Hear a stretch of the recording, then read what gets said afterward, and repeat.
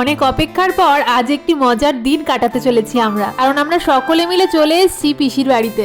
গোটা সপ্তাহে সকলের টাইম ম্যানেজ করাটা খুব চাপের বিষয় হয়ে যায়, তা অনেকদিন পর সময় ম্যানেজ করতে পেরে সকলে মিলে চলে এসেছি পিসির বাড়িতে। আর এই দেখুন পিসির বাড়িতে এসে কি দেখছি আমরা। প্রথমে ভেবেছিলাম এই হরিণটি বোধহয় কিনে আনা হরিণ, জানেন তো। ওমা, তারপর দেখি একে একে আরো কত কিছু বেরিয়ে গেল। এই দেখুন ঠাকুমার ঝুলি থেকে আবার একটি পায়রা বেরিয়ে এলো। দেখুন মনে হচ্ছে পুরো জ্যান্ত। না না, জ্যান্ত মোটেই নয়, এটি হচ্ছে মাটির তৈরি পায়রা। ঠাকুমার ঝুলি থেকে আরেকটি কি বেরাচ্ছে দেখুন। ই বাবা বাবা, কি ছোট্ট একটি হাতি।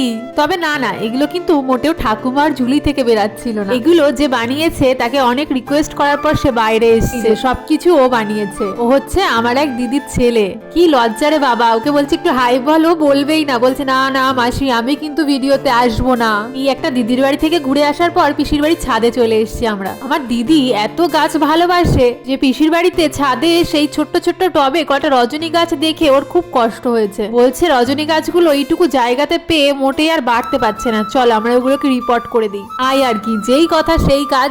এদিকে দিদি রজনী গাছগুলোকে টবের থেকে বার করে দিয়েছে, আর আমাকে কাজ দিয়েছে রজনী গাছগুলোকে বসে বসে এই বস্তাতে রাখা মাটিগুলোতে গাছগুলোকে আবার নতুন করে বসানো। আবার কি করছে, এই টবগুলোকে দেখছে ওয়াটার ড্রেন করা নেই, তার জন্য ও আবার এগুলোকে ওয়াটার ড্রেন করছে নতুন করে। আর এদিকে আমাদের ঐশী একটা বস্তা পেতে নিচে বসতে ব্যস্ত, কারণ ও হচ্ছে আমাদের মাঝখানে সবচেয়ে ক্ষুদে সদস্য। আর হ্যাঁ, আপনাদের সাথে সাথে ও আমাদের দর্শক।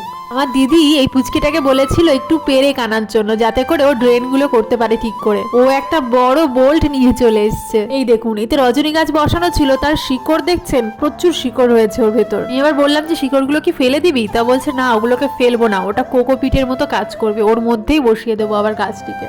এই দেখুন, গাছের পিছনে বাড়ার জায়গা না হয়ে গাছটা দেখুন নিজের ভেতরে কিভাবে জাল বুনেছে শিকড়ে। তবে এ কিন্তু এক অদ্ভুত এক্সপিরিয়েন্স। এদিকে আমরা গাছ বসাচ্ছি আর পিসি নিচ থেকে ডাকছে যে আয় তোরা খাবি, আয়, আমি ভাত বেড়েছি। তারপর আমরা খেয়ে দিয়ে বেরিয়ে পড়েছি পিসিদের মাঠ ঘোরার জন্য। সোজা এলাম এই বাগান দেখতে।